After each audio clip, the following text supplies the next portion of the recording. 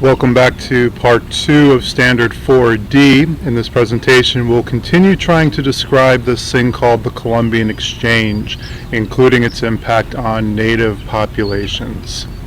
Our essential question remains the same as the first part of the presentation, which is what was the impact or the effect of this thing called the Columbian Exchange between the Europeans and the indigenous cultures that they encountered? And once again, indigenous means to be original or native to a particular area. Okay, this term Columbian Exchange, again, it goes back to this historian in the early 1970s, Alfred Crosby, who coined the phrase Columbian Exchange to refer to the exchange of people, plants, animals, foods, diseases that occurred between the Eastern and Western Hemisphere. Last presentation we focused more on the plants and the animals and foods. We're going to focus more in this on the people. Okay, the essential knowledge for this part of the standard is that the Europeans, when they arrived, they created what was known as the plantation system in the lands that they colonized in the Caribbean and throughout North and South America. And this system of farming and of cultivating the land, it destroyed the indigenous or the native economies, and it also had lasting damage to the environment. So we understand what the plantation system was. The plantation system refers to large farms that used forced labor to grow cash crops. And the term cash crops refers to things that are grown on farms that are sold for profit, not really for use by the farmer and their family. These could include things historically like tobacco, cotton, sugar, coffee. In other words, the things the farmer and his family aren't going to eat on their dinner table, but that they're going to sell at market to try and make a profit. Okay, and on these large farms, they were so big that they needed huge amounts of labor, and that took the form of forced labor that we'll talk about. We'll use an example that some of you might be familiar with relatively close here in Fairfax County, which is the example of George Washington's plantation of Mount Vernon down in the southeastern part of the county. George Washington's Mount Vernon today consists of about 500 acres. Okay, and to give you some sense, we're sitting out here at the football field. That field behind us is a little over an acre. An American football field is roughly 1.3 acres in size. So that means George Washington's current plantation down there where tourists goes to visit would be the equivalent of 385 of these fields. But Washington's Mount Vernon at its height back in the late 1700s was close to 8,000 acres, which you do the math and that turns out to be about over 6,000 football fields. We can just picture the football field out here, how much food, how much of any crop you could plant out there. You could easily feed a family or number of families for quite a long time. Picture 6,000 and just the work and the amount of time it would take and the number of people you would need. Of course, not a turf field, but if it was a natural field, it would take to grow food and to maintain that field. Okay, that's where the forced labor comes in. Here in this painting, we see Washington there on the right-hand side, and on Mount Vernon, or at Mount Vernon, the forced labor took the form of African slaves. Okay, and we'll take a look at that institution in this presentation. But prior to the use of African slaves, that was the late 1700s where George Washington was down at Mount Vernon. Prior to that, closer to the arrival of Columbus in the late 14 and into the early 1500s, the Native Americans were the forced labor source. The Europeans, when they arrive in the Caribbean and South America, particularly in the Spanish and Portuguese colonies, put the Native Americans to work on these farms. The Spanish in their colonies had a system called the encomienda system, and this was a system where the King of Spain granted the colonists the piece of land, these large areas of land, but not just the land itself, but also the workforce, the native peoples who inhabited the land, came with the land as well. Okay, so that was kind of a built-in workforce that came with the land in the Spanish colonies. As we discussed previously, in a relatively short period of time, Europeans, as they arrived, brought with them one of the Columbian Exchange ideas, is they brought with them diseases. And diseases like smallpox, as we discussed, killed a large number, huge percentage actually, of the Native Americans. Smallpox just ripped through these populations. We use this example of this chart showing the population of central Mexico, which went from a population of Native Americans of roughly 25 million people in the year 1520, and 80 years later, in the year 1600, that number had decreased to 1 million, which is approximately a 95% decrease.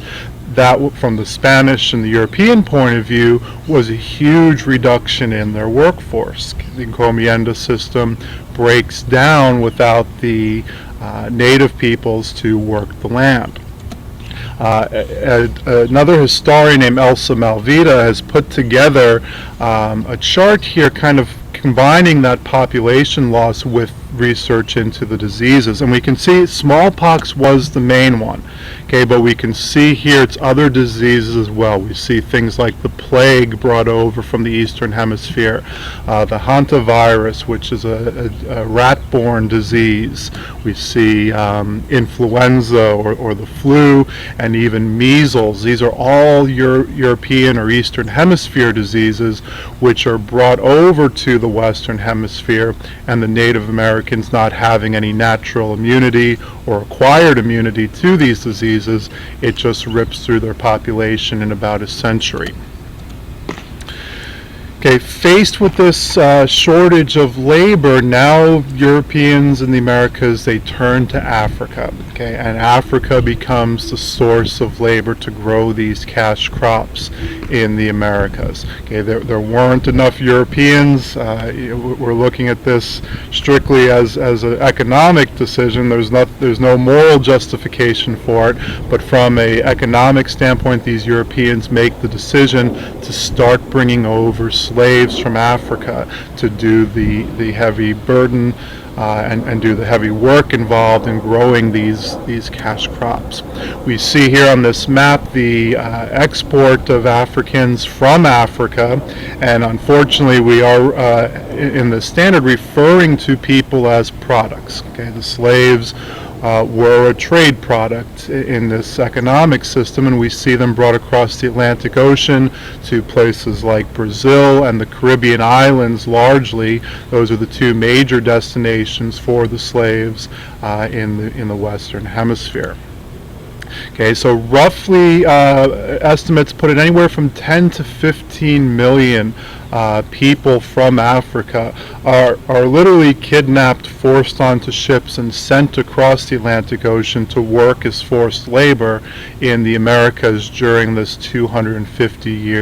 roughly 250 year period between 1600 and 1850. Okay, the slave system that developed in the Americas, it was based on race. Okay, and that's not to say that slavery was something new to the Americas. Slavery had existed throughout human history. We see it referenced in Hammurabi's Code in ancient Mesopotamia.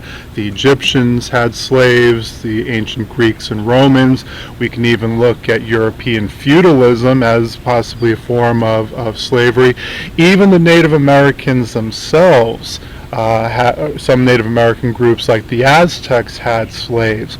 But the slavery that developed in the Americas was different in that it was based on race. Slaves in these earlier examples, they were soldiers who lost in battle and were taken as slaves by the victorious side. They were slaves who they owed financial debt to the family that they were being slaves to. That's different than the slavery that develops in the America. The reason why this man's a slave is because of his race. Okay, the idea that Africans were used as slaves because of their race is kind of a particular thing to slavery in the Americas. It does create some unique things about it unique in a negative way. Most historical slavery, the children born to slaves weren't automatically slaves. In the Americas, they were. It was very difficult, if not impossible, for slaves to earn their own freedom. Historically, that was something that could be done.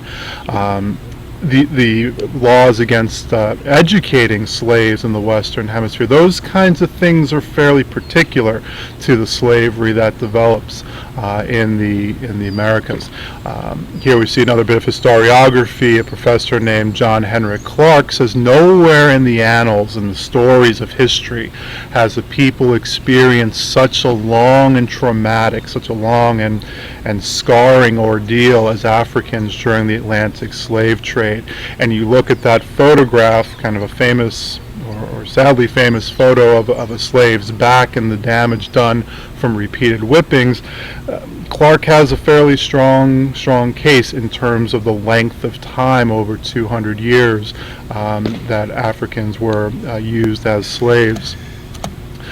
We see, just as some support for Clarke's assertion here, the process of slavery, the capturing in Africa and being transported to the coast. We see here from the country of Ghana, this is Elmina Castle, which was one of the largest slave trading markets in Africa. This room on the right could have held up to 400 or 500 people waiting to be transported as slaves. We see here, and this for a lot of African Americans whose families trace back to slave ancestry, this is about as close as some can get to where their family originated. Through this door, known as the Door of No Return, it's estimated that a few million slaves passed through these doors over the centuries on their way to be boarded onto ships and then sent across the Atlantic to the Americas. The diagrams showing how slaves were packed onto the slaves. There was loose packing and tight packing. You're looking at an example on the left of tight packing, where the slaves were literally laid almost like logs almost onto the boats. You had a large number of people transported this way. Loose packing allowed for a little more space, but still very uncomfortable, unsanitary, unhygienic conditions on these slave ships. Okay, disease was always a constant, and again, in the economics of the day, these humans were products. Okay, slaves as products, and just the same as today, a grocery store owner might not think anything of tossing a bad apple out because it has a worm or it has a bruise on it. The slave traders wouldn't think very much of tossing slaves overboard. Okay, and the Atlantic Ocean, one of its nicknames is the world's largest graveyard because of the number of people who die in the crossing of the slave trade. Okay, and then once arriving in the Caribbean and Brazil and the Americas, sort of the dehumanizing auction and the inspection of people who are looking to buy slaves, all to then be put to work in this backbreaking, really difficult, hard work on these plantations growing these cash crops. Okay, so that's pretty much our standard 4D. And we'll end here.